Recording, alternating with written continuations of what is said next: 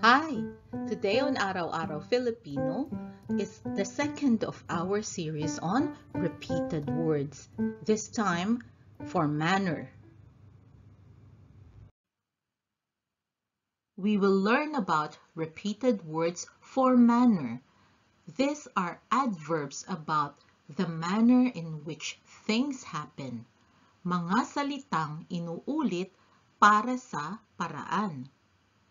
Repeated is inuulit, words, mga salita, for, para sa, manner, paraan. Our first one is the word slow or dahan. To form the adverb slowly, we repeat dahan. We say dahan, dahan. Bit is unti. To say bit by bit, unti-unti. Immediate is agad. To say immediately, agad-agad. Let us use some of those repeated words in example sentences. Let's begin with a question. How did you do this? Paano mong ginawa ito? How, paano. Did, do, ginawa. You, mo. This, ito.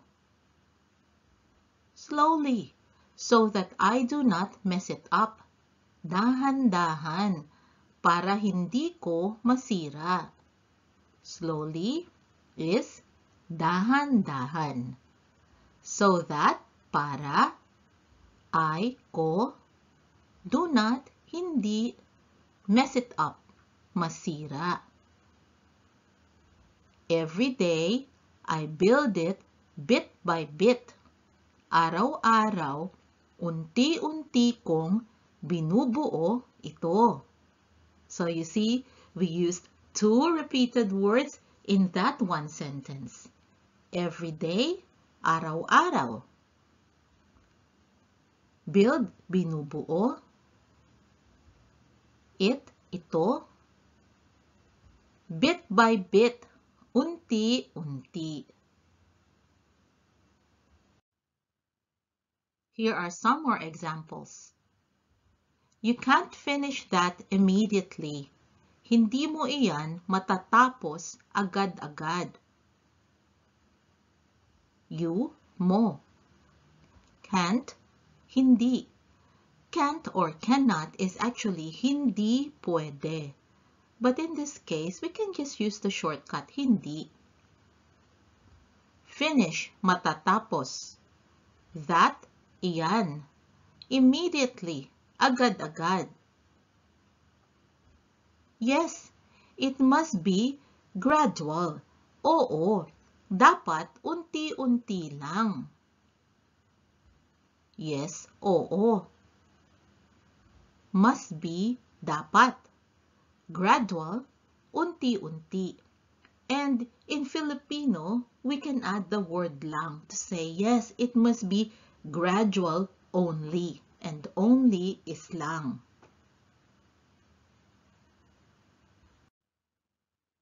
Here are some more repeated words to talk about the manner in which things happen.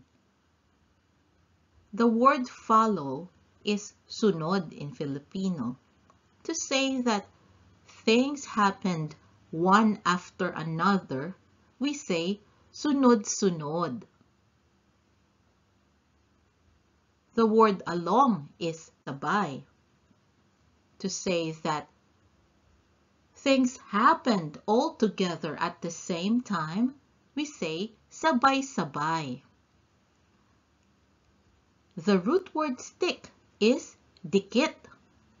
To say that things are stuck close together, or like bumper to bumper traffic, it is dikit-dikit.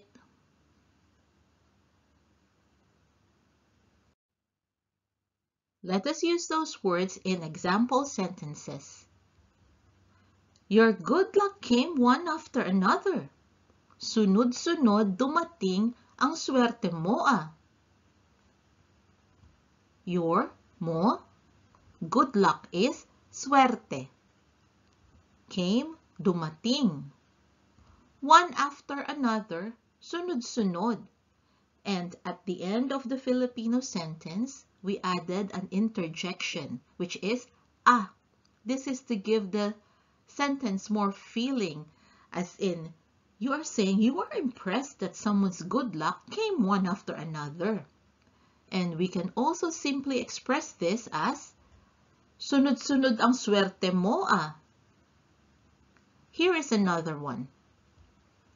Yes, they almost came all together.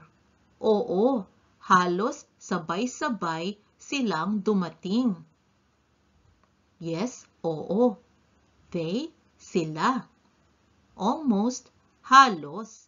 And came is dumating. All together, sabay-sabay.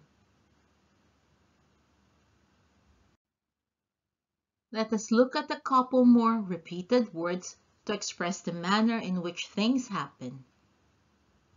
The word separate is hiwalay in Filipino. To say that things happened separately, hiwa-hiwalay. And also, the word knot is buhol in Filipino. To say that things are knotted or tangled or tied up, we say buhol-buhol.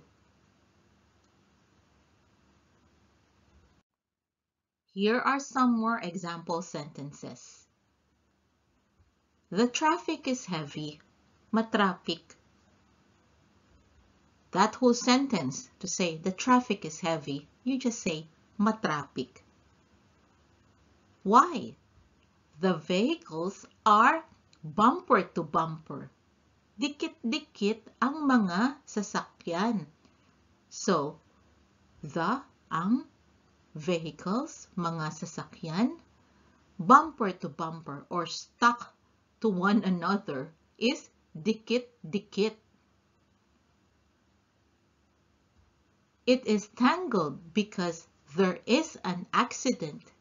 Buhol-buhol ito dahil may aksidente. Ito. Tangled, buhol-buhol. Because, dahil. There is, may. Accident, aksidente. That is our lesson today, and I hope you found it useful. For your homework, think of different situations and events that you can describe using the repeated words we learned today. Practice using repeated words to talk about the manner in which things happen in the Filipino language. Have fun! I hope you can join us again next time on Araw-Araw Filipino. Thank you. Salamat po. Now, a few words from my son, Max. Thought this video was cool? Watch the next one and like and subscribe the channel too if you haven't yet. Bye-bye! Bye!